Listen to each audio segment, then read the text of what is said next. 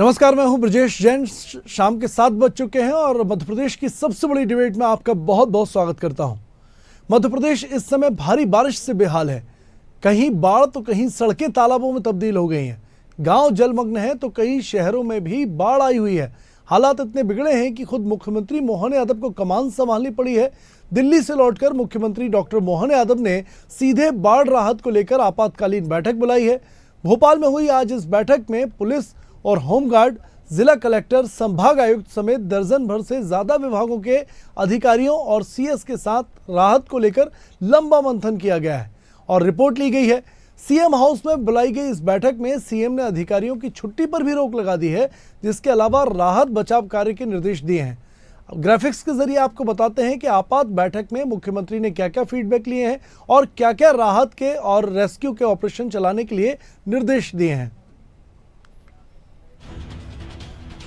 बाढ़ में फंसे लोगों को हेलीकॉप्टर से एयरलिफ्ट करने की तत्काल व्यवस्था करने के निर्देश मुख्यमंत्री ने दिए हैं। आज की बैठक में डबरा के 10 गांवों में रेस्क्यू के लिए हैदराबाद से एनडीआरएफ की मदद के निर्देश दिए गए थे। जो एनडीआरएफ की टीम 3 हेलीकॉप्टर से 60 जवानों के साथ मोर्चा संभाल चुकी है और बाढ़ से प्रभावित लोगों को राहत कैंपों में शिफ्ट किया जाए, ऐसे निर्देश दिए हैं। मुख्यमंत्री मोहन यादव ने तत्काल एक्शन लिया है और प्रशासन भी लगातार मुस्तैद है। निचली बस्तियों में रहने वालों के समय पर सतर्क किया जाए और अलर्ट किया जाए। जब भी डैम के गेट खोले जाए या पानी छोड़ा जाए, उस वक्त अतिरिक्त सतर्कता बरती जाए और जिन रपटों और पुलों पर पानी है वहां पर तत्काल गार्ड तैनात किए जाएं। पुराने जर्जर मकानों और बिल्डिंग को चिन्हित किया जाए और उनको सुरक्षित, जो रहवासी हैं, सुरक्षित स्थानों पर शिफ्ट किया जाए। ये निर्देश मुख्यमंत्री मोहन यादव ने दिए हैं। साथ ही कलेक्टरों को जनहानि की स्थिति में 4-4 लाख रुपए की सहायता की घोषणा करने और तत्काल उस घोषणा का लाभ जो है वो दिलाने का मुख्यमंत्री ने यहां पर निर्देश दिए हैं। इसके साथ ही अधिकारियों और कर्मचारियों की छुट्टी पर भी रोक लगा दी गई है। जब तक हालात काबू में नहीं आ जाते तब तक अधिकारी कर्मचारियों की छुट्टी उन इलाकों में निरस्त रहेगी। तो मुख्यमंत्री मोहन यादव ने आपात बैठक लेकर ये तमाम निर्देश जो हैं वो आज बाढ़ राहत के लिए दिए हैं।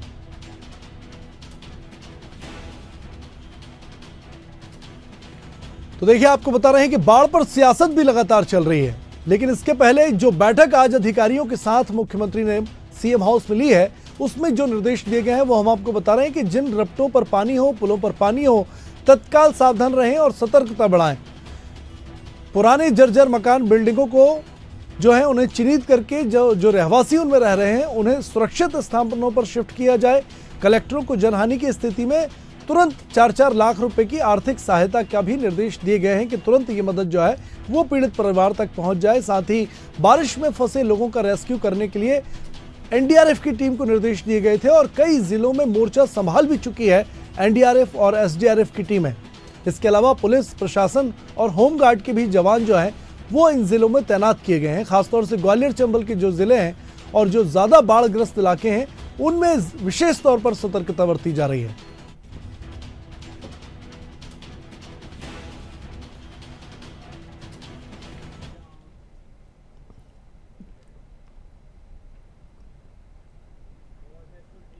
तो बिल्कुल देखिए, प्रदेश भर में अतिवृष्टि के कारण जनजीवन अस्त व्यस्त है और कई जिलों में बाढ़ आई हुई है। कई गांव जलमग्न हैं, कई जिलों में बाढ़ आई हुई है। लगातार मध्य प्रदेश में बारिश हो रही है, जिससे पूरा प्रदेश कह सकते हैं ज्यादातर इलाका पानी पानी है और 20 से ज्यादा जो जिले हैं वो बाढ़ की चपेट में है। लगभग 150 गांव जो हैं वो चिन्हित किए गए हैं, जिसमें कहीं ना कहीं बाढ़ के हालात बनते हुए नजर आ रहे हैं। कई गांवों में लोगों को शिफ्टिंग का काम जो है वो शुरू हो चुका है। तो देखिए, एक तरफ मध्य प्रदेश में ओलावृष्टि और अति बारिश के कारण जो है जनजीवन अस्त व्यस्त है, लेकिन इस अतिवृष्टि ने प्रदेश की सियासत में भी सैलाब ला दिया है। नेता प्रतिपक्ष उमंग सिंघार ने इस पूरे मामले में सरकार को घेरा है। नेता प्रतिपक्ष ने बाढ़ प्रभावित लोगों को तत्काल मुआवजा देने की मांग की है। साथ ही सरकार को बैठक करने की बजाय तत्काल सर्वे करके मुआवजा देने की नसीहत उन्होंने दी है।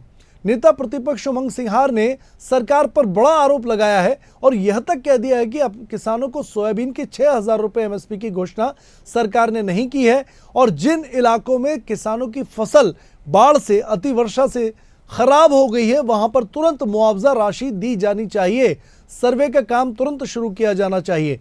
ये तमाम आरोप जो है विपक्ष लगा रहा है। उधर कांग्रेस नेता मुकेश नायक ने भी सरकार को घेरा और कहा है कि वक्त पर सरकार ने इंतजाम नहीं किए। हर साल उन्हीं इलाकों में बाढ़ आती है, लेकिन पहले से बाढ़ से बचाव के कोई इंतजाम सरकार ने नहीं किए हैं। ये लगातार विपक्ष आरोप लगा रहा है। तो देखिए, एक तरफ बारिश का सैलाब आया हुआ है, दूसरी तरफ बयानों की बाढ़ आई हुई है और इसीलिए हम कह रहे हैं कि सैलाब पर लगातार मध्य प्रदेश में सियासत भी हो रही है। आपको प्रतिक्रिया सुनवाते हैं कि क्या कुछ कहा है और क्या कुछ रिएक्शंस इस पूरे मामले में जो है वो देखे जा रहे हैं। जितनी बारिश होना चाहिए थी उससे ज़्यादा हो रही है और ख़ास करके सितंबर माह में ये जो एक तरह से मौसम का वर्षा का पूरा चक्र बिगड़ गया ऐसा लग रहा है।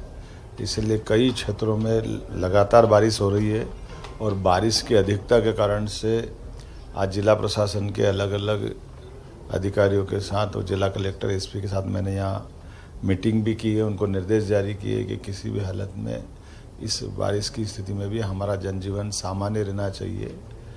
बाढ़ में कोई फंसा हो, कोई कारण से पुराना मकान में कोई घटना न घटे, इसकी पूरी सावधानी रखें।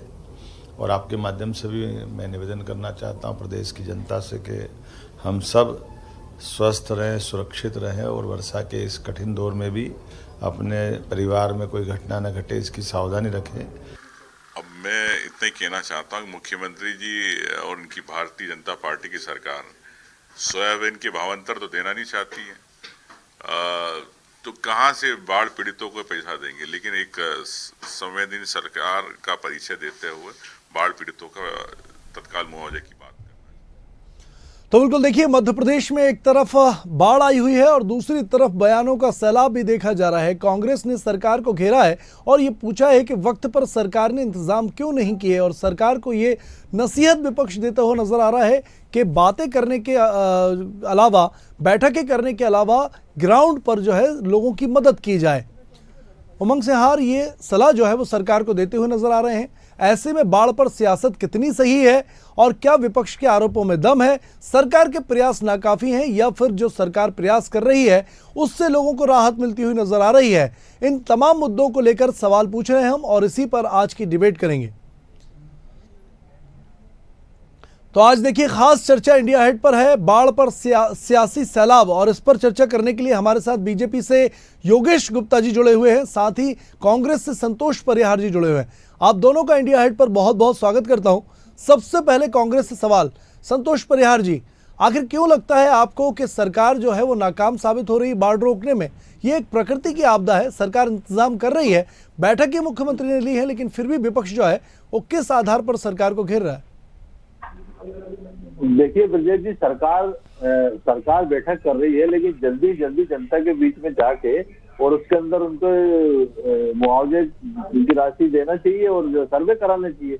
बैठक के अलावा क्या सर्वे तो कलेक्टर साहब के पास पूरी हर बार बाढ़ आती है, कोई पहली बार थोड़ी, हमेशा ये घटना घटती रहती है। आपदा है तो पहले से अलर्ट लेके शासन की वो करना चाहिए। और जहाँ तक सोयाबीन किसानों को जो 6,000 रुपए का जो बोला था उसको देना चाहिए। कम से कम किसानों को तत्काल कितनी फसल बर्बाद हो गई इसका सर्वे तो चालू करा ही सकते हैं ना आप। टेलीफोन पे सर्वे हो सकता है कि नाटक नोटंकी दिखाने की क्या जरूरत है भाई। मीटिंग करने से उनका हल तो एकदम एक आदेश, मुख्यमंत्री जी आदेश कर दे कि सबका सर्वे करे। पटवारी हुआ, एसडीएम, वो सारे जगह का जो जितना ज्यादा नुकसान हुआ उसका सर्वे करके और जनता को जल्दी जल्दी राहत देने का काम है। तो बैठक का समय थोड़ी है ये। संतोष परिहार जी, संतोष जी, बाढ़ में लोग फंसे हुए हैं, फसलें खराब हो गई हैं, वो तो है एक विषय, लेकिन लोग जो फंसे हुए हैं, जिनकी जान आफत में है, उनको निकालने की सरकार को प्रायोरिटी होगी या फिर खेतों के सर्वे की? पहले इंसान को तो बचाएगी ना सरकार। और जब खेतों में पानी भरा है, जहां एक मिनट बात सुन लीजिए, खेतों में जब पानी भरा है, जहां पर नाव जा रही हैं, लोग जा नहीं पा रहे हैं, आ नहीं पा रहे हैं, लोग फंसे हुए हैं, एनडीआरएफ को भी विशेष टीमों के साथ, सतर्कता के साथ उस स्थान पर पहुंचने में मशक्कत करनी पड़ रही है, तो आरआई और पटवारी उस स्थान पर फिलहाल जा पाएंगे क्या, बताइए? देखिए ब्रजेश जी, एक टोटल बात हो रही है। आप जो बात कर रहे हैं, ये जो बाढ़ आई है, पहले भी अलर्ट रहा था, कई चीजें हैं और ये अपन बार बार जो आप चर्चा कर रहे हैं, डिबेट का विषय है। डिबेट में ये घटनाएं जो है, इसके अंदर पहले से अगर शासन जो पानी की निकासी, कई जगह जो पानी हो जाता है, पानी भर जाता है, तो ये तो शासन की जिम्मेदारी है कि उसको जो फंसे उनको निकालने की जिम्मेदारी शासन करना चाहिए, तेजी से करना चाहिए। और ज्यादा क्या राहत दे सकते हैं उसकी कर सकते हैं। लेकिन जो ये भी जो आप बोल रहे हो कि फसलों की जो वो भी का सर्वे तो सबसे हो सकता है ना, सर्वे भी हो सकता है, ऐसा नहीं। हवाई सर्वे जब हो रहा है, फसलें चाहे पटवारी हो, एडीएम, सब जानकारी रहती सरकार के पास। सरकार उसको, हमारा मानना ये है कि जल्दी जल्दी त्वरित कार्रवाई करके प्रशासन के अमले को ज्यादा जो राहत दे सकते हैं उसको देना चाहिए। जी योगेश जी से सवाल ले लेते हैं। योगेश जी, आपसे सवाल ये है कि कांग्रेस जो कह रही है कि सरकार काम नहीं कर रही है, बातें कर रही है, बैठकें कर रही है, लेकिन ग्राउंड पर काम नहीं हो रहा है, क्या कहेंगे? नहीं, देखिए ब्रजेश जी, कांग्रेस क्या कहती है इससे भारतीय जनता पार्टी को फर्क इसलिए नहीं पड़ता कि कांग्रेस सदा ही तथ्यों से हटकर बिना किसी प्रमाण के आरोप प्रत्यारोप की राजनीति करती है। चाहे आपदा हो, चाहे घटना हो, चाहे दुर्घटना हो, उस पर राजनीति करना कांग्रेस पार्टी ने अपनी परिणति बना लिया है। देखिए, मानसून का सीजन हमारे जनता की बात तो विपक्ष उठाएगा ना। खैर, आप अपनी बात कीजिए। जी, देखिए, मानसून का सीजन हमारे यहाँ 15 जून से लेकर 20 जून तक कमोवेश पूरे मध्य प्रदेश में हो जाता है शुरू। और सितंबर के माह में अगर हम पिछले 20, 25, 30 सालों का भी रिकॉर्ड देखें उठाकर, तो इतनी अति वर्षा कभी नहीं हुई है। ये मानसून विदाई का समय रहता है और ये अति वर्षा तो इमरजेंसी को देखते हुए तुरंत आपदा प्रबंधन की बैठक माननीय मुख्यमंत्री जी ने बुलाई। उसमें पुलिस प्रशासन, होमगार्ड, जिला कलेक्टर, संभागायुक्त और बाद में एनडीआरएफ का सहयोग लिया।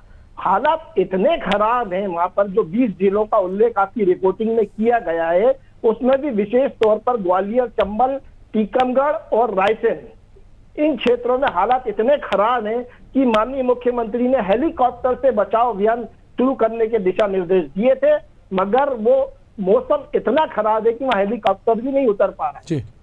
लेकिन तो योगेश जी, पर नाव और बोटों के माध्यम से जान जोखिम जिनकी पड़ी हुई है, सरकार का पहला कर्तव्य है कि मानव और जनहानि न हो, उसको रोकना सरकार का पहला कर्तव्य होना भी चाहिए। दूसरी बात, जो आपदा में फसलें खराब हुई हैं, उनके सर्वे तो आज टेक्नोलॉजी हमारी इतनी पावरफुल हो चुकी है, डिजिटलाइजेशन माननीय मोदी जी के नेतृत्व में जो देश में हुआ है, तो वो सैटेलाइट सर्वे के माध्यम से वो सारा नुकसान का आकलन कर लिया जाता है। पटवारी और तहसीलदार जो अपना काम करेंगे वो करेंगे, मगर सैटेलाइट सर्वे के माध्यम से काफी सारी जानकारी एकत्रित लेकिन हो जाती सर्वे है। का जो लाभ है वो किसानों को जल्दी मिले, ये भी कहना है विपक्ष का, और सरकार को वो तुरंत लाभ भी देना चाहिए। लेकिन योगेश जी, मेरा सवाल आपसे ये है कि जब आप खुद कह रहे हैं, ये मान रहे हैं कि 2 महीने बाद बाढ़ आई है, सरकार को अंदेशा था जुलाई में बाढ़ आएगी, अमूमन जो बारिश होती है ज्यादा इन इलाकों में, क्योंकि हर साल पानी भरता है। अगर जुलाई में बाढ़ नहीं आई तो हो सकता था कि सरकार की जो तैयारियां हैं वो और ज्यादा बेहतर हो सके कि भाई अगले महीने बारिश हो सकती है। मौसम विभाग ने तो मई में ही अंदेशा जारी कर दिया था कि मध्य प्रदेश में इस बार 106% बारिश होगी। तो क्यों नहीं सरकार ने इंतजाम किए और इतना वक्त उनको तैयारी के लिए 2 महीने का अतिरिक्त मिला? तो ये तो पॉजिटिव पॉइंट है ना, आप नेगेटिव क्यों बता रहे हैं? 2 महीने अतिरिक्त तैयारी करते तो बेहतर व्यवस्थाएं हो सकती थी। नहीं, देखिए ब्रजेश जी, आपदा प्रबंधन का बंदोबस्त मानसून के आगमन से पहले ही हर सरकार कर लेती है, और डॉक्टर मोहन यादव की सरकार ने भी किया। कल भी माननीय जल संसाधन मंत्री तुलसी सिलावट जी ने इस प्रकार की एक बैठक ली है और अधिकारियों को दिशा निर्देश जारी किए। हमारे भोपाल संभाग में भी काफी वर्षा हुई है, कई बार आज तक भदभदा के गेट खुले हुए, भोपाल के वासी जो भली भांति परिचित होंगे। तो इतनी अति वर्षा में सर्वप्रथम जो सरकार का दायित्व है वो नागरिकों की जान माल की सुरक्षा का, जानवरों को बचाने का, वो सरकार फौरी तौर पर कर रही है। और उचित मुआवजा के दिशा निर्देश माननीय मुख्यमंत्री ने पहले ही जारी कर दिए हैं कि जहां जनहानि हुई है वहां 4-4 लाख रुपए प्रति योगेश जी, लेकिन ये तमाम वही इलाके, योगेश जी, ये वही इलाके हैं, वही जिले हैं, वही गांव हैं जहां हर साल बाढ़ आती है। तो हर साल जब बारिश होती है, बाढ़ आती है, पता है चिन्हित जगह, कोई नई जगह नहीं है, दतिया है, मुरैना है, जो गांव है वो लगातार बाढ़ की चपेट में आते हैं। तो पहले से इंतजाम होने चाहिए था ना कि जब बाढ़ आएगी तो किस नहीं तरीके है, के स्थानीय स्तर पहले पर से संसाधन इंतजाम होंगे, किए गए हैं। व्यवस्थाएं होंगी। प्राकृतिक आपदाएं, देखिए जी। प्राकृतिक आपदाओं के ऊपर ना तो किसी सरकार का पूरी तरह नियंत्रण हो जी, सकता है, ना ही इसको कोई रोका जा सकता है। बिल्कुल। हाँ, इस घटना में हताहतों की संख्या पर नियंत्रण हो सकता है और सरकार अपने प्रबंधन के माध्यम से ज्यादा लोगों का रेस्क्यू ऑपरेशन चला सकती है और वो डॉक्टर मोहन यादव की सरकार चला रही है। ठीक है संतोष परिहार जी, देखिए सरकार तो अपना काम कर रही है, बीजेपी कह रही है, प्रशासन अपना काम कर रहा है, एसडीआरएफ एनडीआरएफ लगातार अपना काम कर रही है, लेकिन आखिर कांग्रेस सियासत क्यों कर रही है, कांग्रेस राजनीति क्यों कर रही है, बीजेपी पूछ रही है। देखो ब्रजेश जी, राजनीति का विषय नहीं है ये जनता के हित का विषय है। लोगों की जान फंसी हुई है, ज्यादा सरकार को ज्यादा जो है लोगों को ध्यान देके करना चाहिए, उतना ज्यादा ध्यान नहीं हो रहा। जब विपक्ष में हम बैठे हैं तो हम देख तो रहे चारों तरफ से जो बाढ़ की जो, और ये हर साल होती है घटनाएं, तो उसको जो है सरकार की कहीं ना कहीं जो है विफलता है ना इसके अंदर हम ये चाह रहे हैं कि सरकार जल्दी त्वरित मीटिंग करके भाषणबाजी नहीं करके तत्काल कलेक्टर को निर्देश जारी करें, फटाफट मुआवजा बढ़ना चालू हो। आज बैठक ली है, तमाम कलेक्टर जुड़े थे, सभी को निर्देश दिए गए हैं और हमने दिखाया भी है ग्राफिक्स के जरिए कि क्या-क्या निर्देश तो बहुत सारे, देखिए क्या है ब्रजेश जी, निर्देश तो बहुत सारे दिए जाते हैं, लेकिन नीचे तक कितने पहुंचते हैं, क्या होता है। सर आप अभी कह रहे थे निर्देश नहीं दिए गए, निर्देश दिए गए हैं, अब आप कह रहे हैं नीचे तक नहीं पहुंचे। हेलीकॉप्टर और भी ज्यादा लगाए जा सकते हैं, लोग फंसे हुए हैं तो 3 हेलीकॉप्टर लगाए गए हैं सर, अभी फिलहाल 3 हेलीकॉप्टर लगाए गए हैं, 60 से ज्यादा एनडीआरएफ के जवान अकेले एक जिले में काम कर रहे हैं, एक और भी लोग फंसे हुए हैं ना। तो देखिए हमारा ये मानना है जी कि सरकार को बिल्कुल मुस्तैदी से जल्दी जो फंसे हुए हैं उनको निकालने के लिए कार्रवाई करना चाहिए। उसके अंदर और हेलीकॉप्टर जब इवेंट में सारी चीजें जब होती हैं तो कम से कम कार्रवाई जल्दी हो, लोगों को जो भी उसमें पीड़ित है, जो मुआवजा राशि जिनको है उनको कलेक्टर साहब बांटा, तो ये तो निर्देश भी हो जाता ना। तो हमारा ये मतलब है कि सबसे ध्यान देंगे, किसानों को ध्यान देंगे, सारी चीजें। अभी योगेश गुप्ता जी ने बहुत अच्छी बात करी और मैं इनकी बात का समर्थन करता हूँ कि सरकार के पास अमला ऐसा है कि ये अमले में सारी चीजें सरकार के पास है। पटवारी इन्होंने जो डिबेट में बात करी, मैं इनकी बात का निश्चित तौर पर समर्थन करता हूँ कि योगेश गुप्ता जी जो बोल रहे हैं कि शासन द्वारा सैटेलाइट से लेके जो भी नुकसान है उसकी भरपाई की जाएगी, बहुत अच्छी बात है, लेकिन एक्चुअल में होना चाहिए। आगे क्या होगा वो देखेंगे। क्या नेता कुछ तो ये बोला कि जो 6,000 रुपए का जो बोला था उसके सोयाबीन खरीदी का उसका रेट जो है और भी जो किसानों की वो है उसके अंदर कर दे तो कम से कम किसान कुछ तो राहत मिले, उनको जो पीड़ित है उनको राहत मिले। जो योगेश जी जवाब देंगे। योगेश जी सवाल यही है, कांग्रेस पूछ रही है कि भाई सर्वे तो करा लेते हैं आप लेकिन मुआवजा नहीं मिलता है, लोग जो पीड़ित होते हैं, घर मकान बह जाते हैं, घर गृहस्थी तबाह हो जाती है, उनकी मदद सरकार वक्त पर नहीं कर पाती और उसमें बहुत वक्त लगता है। जी नहीं, कांग्रेस देखिए ब्रजेश जी, कांग्रेस और मेरे मित्र संतोष जी की चिंताओं का हम सम्मान करते हुए ये पूरी तरह से आपके माध्यम से दर्शकों तक और पीड़ितों तक ये आश्वासन नहीं पूरा वादा करते हैं कि युद्ध स्तर पर बचाव और राहत कार्य किए जा रहे हैं और पीड़ितों को राहत सामग्री दी जा रही है और उनके रेस्क्यू ऑपरेशन में कहीं कोई कसर ना छूटे, इस पर कड़ी मॉनिटरिंग भी की जा रही है। अभी 3 हेलीकॉप्टर लगाए, लेकिन वहां मौसम इतना खराब है कि वो हेलीकॉप्टर अपने कार्य को अंजाम नहीं दे पा रहे। जैसे ही मौसम थोड़ा सा भी अनुकूल होगा तो हेलीकॉप्टर के माध्यम से रेस्क्यू ऑपरेशन में और तेजी आएगी। अभी एनडीआरएफ और होमगार्ड के जवान और पुलिस प्रशासन, जिला प्रशासन और संभागायुक्त के माध्यम से जितनी ज्यादा से ज्यादा लोगों तक पहुंच प्रशासन की बन सकती है वो कोशिशें युद्ध स्तर पर जाती। और रही बात सोयाबीन के दाम की, तो देखिए केंद्र में कल ही माननीय मोदी जी के मंत्रिमंडल से 4,998 रुपए का समर्थन मूल्य सोयाबीन के लिए अनुमोदित किया गया है। 2,200-2,500 रुपए पे सोयाबीन खरीदने वाली कांग्रेस पार्टी और आज 4,998 रुपए के समर्थन मूल्य पर अगर संतुष्ट नहीं है तो ईश्वर बुद्धि दे। और दूसरी बात, माननीय ठीक है। कमलनाथ जी का जब कार्यकाल ठीक। था 15 महीने ठीक है योगेश जी, का, देखिए तो संतोष 18 परिहार दिन जी बाद से वो अंतिम खेतों में प्रतिक्रिया उतरते जान थे। लेते हैं, तो वक्त की कमी है बाढ़ मेरे पास। राहत के बाद 18 दिन बाद वो ठीक है, खेतों में उतरते ठीक है योगेश जी। संतोष परिहार जी, मुख्यमंत्री का शेड्यूल तैयार किया जा रहा है, हो सकता है कल या परसों तक जो है हवाई सर्वे मुख्यमंत्री खुद करने निकले। प्रशासन लगातार सक्रिय है और योगेश जी और सरकार कह भी रही है कि हालात खराब है, जैसे ठीक होंगे हेलीकॉप्टर भी उतरेंगे, लेकिन नाव के द्वारा और जो संभव उपाय हो रहे हैं उनसे रेस्क्यू ऑपरेशन लगातार जारी है। लेकिन आपको याद होगा जब कमलनाथ जी की सरकार थी, 2019 में बाढ़ आई थी और उस वक्त कमलनाथ जी ने भी हवाई सर्वे किया था, लेकिन वो हेलीकॉप्टर से नीचे तो उतरे थे लेकिन गांव तक नहीं गए थे। तो इसी मुद्दे को लेकर बीजेपी लगातार पलटवार कांग्रेस पर करती है कि कांग्रेस जो है वो किसानों पर ध्यान नहीं देती, जबकि बीजेपी सरकार ज्यादा हितकारी है। और जैसा अभी समर्थन मूल्य घोषित किया गया सोयाबीन का, तो क्या कांग्रेस स्टेट गवर्नमेंट जहां सरकारें हैं वहां पर कांग्रेस जो है बोनस देकर किसानों की भरपाई करेगी नुकसान की, सोयाबीन के किसानों की? देखिए ब्रजेश जी, माननीय 20 साल से भारतीय जनता पार्टी की लगातार सरकार है। माननीय कमलनाथ जी की 15 महीने की जो सरकार थी उसमें 3 महीने चुनाव में निकल गए थे, 365 दिन काम करने का मौका मिला, 365 वचन पूरे कर गए। किसानों के 27 लाख किसानों को कर्जा माफ किया गया। ये विधानसभा के पटल पे जो है इनके जो पूर्व मंत्री थे कमल पटेल जी रखा। कन्या विवाह की राशि माननीय कमलनाथ जी ने बढ़ाई, 1 रुपए यूनिट बिजली माननीय कमलनाथ ने दी। तो कमलनाथ जी को 12 महीने में जितना समय मिला उन्हें ज्यादा काम करने का अवसर जो करा, और वो जनता के बीच में है।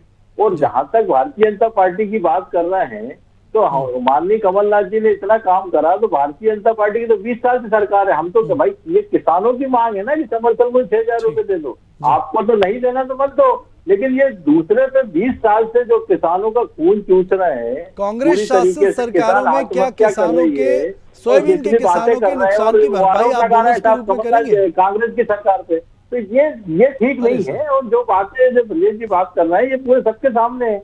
किसान किस तरीके से जो है अपने आप को बर्बादी महसूस कर रहा है। चलिए योगेश जी से अंतिम प्रतिक्रिया जान लेते हैं। बहुत धन्यवाद आपका परिहार साहब।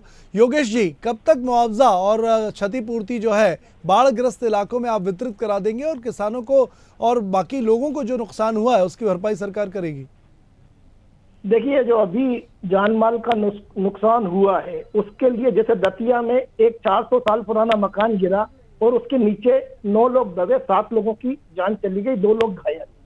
तो उन परिवारों को तो 4-4 लाख का तुरंत राहत राशि दे दी गई है। और जिस प्रकार का ऑपरेशन चल रहा है, मैं ये मान के चलता हूं कि 15 से 20 दिन के अंदर फसल मुआवजा भी हो जाएगा और जो भी हमारे बाढ़ पीड़ित हैं उनकी भी जो जान माल का नुकसान हुआ उसकी पूरी भरपाई डॉक्टर मोहन यादव की सरकार करेगी। और हमारे मुख्यमंत्री जी ने किसानों को ये पूरी तरह से आश्वस्त किया है कि एक भी किसान दुखी मत होना, हर एक फसल के दाने का भुगतान सरकार करेगी। जी बिल्कुल। देखिए संतोष परिहार जी, सरकार तो वादा कर रही है कि जल्द से जल्द मुआवजा भी मिलेगा और रेस्क्यू ऑपरेशन भी लगातार चल रहा है, लेकिन फिर क्यों आपत्ति कांग्रेस को है? अभी देखिए एनडीआरएफ की टीमें हैं, एसडीआरएफ की टीमें, होमगार्ड के जवान है, जिला प्रशासन लगा हुआ है, कोशिश तो कर रही है ना सरकार और प्रशासन मिलकर, फिर आपत्ति क्या है आखिर कांग्रेस को?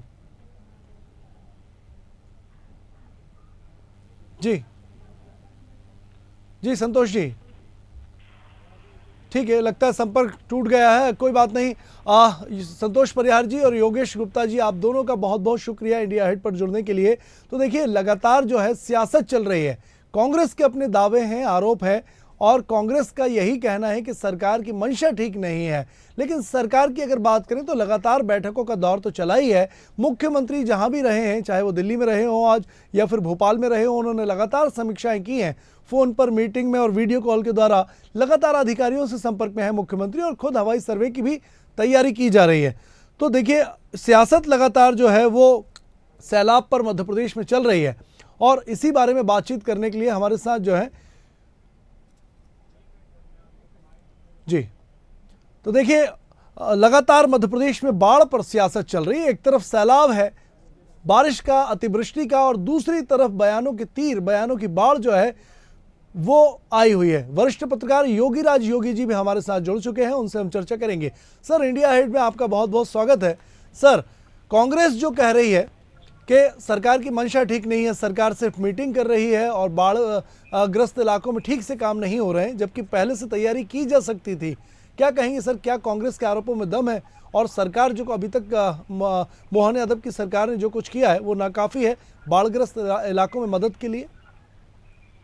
नहीं, देखिए, विपक्ष का जो अपना एक धर्म है वो उसके तहत चल रहे हैं जी। सरकार कुछ नहीं कर रही। और दूसरी, असल में ये जो पूरी सिचुएशन है ना, ये प्राकृतिक प्रकोप, एक तरह से ये अचानक आई हुई स्थितियां हैं जी। तो इसको तो ऐसा कोई अंदाज थोड़ी लगा सकता है कि इस बार इतनी बारिश होगी, इतने नदी तालाबों में बाढ़ आएगी। तो ये कहलाते ही प्राकृतिक आपदा है। और मुझे ऐसा लगता है कि ये बात जरूर है कि कई जगह सरकार को पहले चेत जाना चाहिए था। कुछ ऐसे क्षेत्र होते हैं जहाँ सरकार यदि पहले से इंतजाम करे तो वहाँ स्थितियां सुधारी जा सकती हैं। लेकिन अचानक आई, अब जैसे दतिया की भांडेर का जो घटना हुई है कि किले की दीवार ही गिर गई जी, अब उसमें सरकार क्या करेगी? सर लेकिन अब सरकार को क्या करना चाहिए, कैसे रेस्क्यू ऑपरेशन चलाए जाए ऐसे कठिन हालातों में जब लगातार बारिश हो रही है, हेलीकॉप्टर से उड़ान नहीं भर पा रहे हैं और टीमों को वहां मौजूद स्थान पर नहीं पहुंच पा रहे हैं, लोगों को नहीं निकाल पा रहे हैं, ऐसे में सरकार के आगे चुनौती तो है, लेकिन क्या लगता है सर सरकार इस चुनौती को पूरा कैसे करेगी और लोगों की मदद कैसे करेगी? नहीं, ये बहुत बड़ी चुनौती, इसमें कोई दो राय नहीं। अब जैसे मुख्यमंत्री अभी मोहन यादव ने सारे अफसरों कर्मचारियों की छुट्टियां कैंसिल की हैं। जी बिल्कुल। जो पॉसिबिलिटीज देखी जा रही हैं वो कार्य हो ही रहे हैं। लेकिन मैंने कहा ना कि कई जगह ऐसी होती हैं कि यदि आप पहले से चेत जाएं, क्योंकि ऐसा है बारिश का तो सीजन सबको पता ही रहता है जी, बारिश आएगी ये भी पता रहता है जी। कई स्थितियां ऐसी होती है जो मानव जनित आपदाएं होती हैं। और वो मानव जनित आपदाएं क्या है, जैसे आज हम भोपाल में बैठे हैं जी, आप प्रदेश के दूसरे दूरस्थ अंचलों की आप बात ही मत करिए। भोपाल जैसे शहर में जहाँ तमाम नगर निगम दूसरे प्रशासकीय अमले काम करते हैं, लेकिन यहाँ भी जल भराव की स्थिति बन जाती है, उसके लिए जिम्मेदार कौन? बिल्कुल। यहाँ निचली बस्तियों में इतना जल भरा जाता है कि लोगों के कमर कमर तक पानी आ जाता है। और उसका बहुत बड़ा कारण है कि जो ड्रेनेज सिस्टम है जी, उसको समय के अनुसार उसको दुरुस्त नहीं किया जाता जी। हम जब बाढ़ आ जाती है तब हम चेतते हैं, बिल्कुल। जबकि हो ही सकता है उसमें भी कि नदी नालों बारिश आने के पहले 1-2 महीने पहले से यदि इन चीजों पर काम किया जाए तो काफी हद तक मतलब पानी निकासी की पर्याप्त इंतजाम सरकार कर सकती है, पहले से कर सकती है, लेकिन इंतजाम किए नहीं जाते, प्रशासन जो है खाना पूर्ति कर देता है। खैर बहुत बहुत शुक्रिया योगी जी आपका इंडिया हाइट पर वक्त देने के लिए और चर्चा में जुड़ने के लिए, और बाकी मेहमानों का भी बहुत बहुत शुक्रिया इंडिया हाइट पर इस चर्चा में हिस्सा लेने के लिए। तो देखिए मध्य प्रदेश में बाढ़ का सैलाब आया हुआ है, एक तरफ अति वृष्टि हो रही है, लेकिन इसके साथ ही सियासी बयानबाजी भी लगातार जारी है और कांग्रेस सरकार पर यह आरोप लगा रही है कि सरकार जो है उसकी मंशा ठीक नहीं है और सरकार कामकाज ठीक नहीं कर रही है। लेकिन यहां पर देखा यह जा रहा है कि सरकार लगातार चिंतित है, मुख्यमंत्री बैठकें कर रहे हैं, अधिकारियों को कई निर्देश दिए गए हैं और मैदानी अमला लगातार बाढ़ग्रस्त इलाकों में लोगों की मदद करने में जुटा है। लेकिन यह भी वास्तविकता है कि अगर वक्त रहते स्थानीय प्रशासन जो है वो जल निकासी जैसे तमाम इंतजाम कर ले तो हर साल बाढ़ के इन हालातों से मध्य प्रदेश की जनता को नहीं जूझना पड़े, और ये इंतजाम ठीक कब होंगे ये फिलहाल कोई नहीं जानता। फिलहाल इंडिया हाइट पर मध्य प्रदेश की इस डिबेट में इतना ही। ताज़ा तरीन खबरों के लिए लगातार इंडिया हाइट पर बने रहिए। नमस्कार।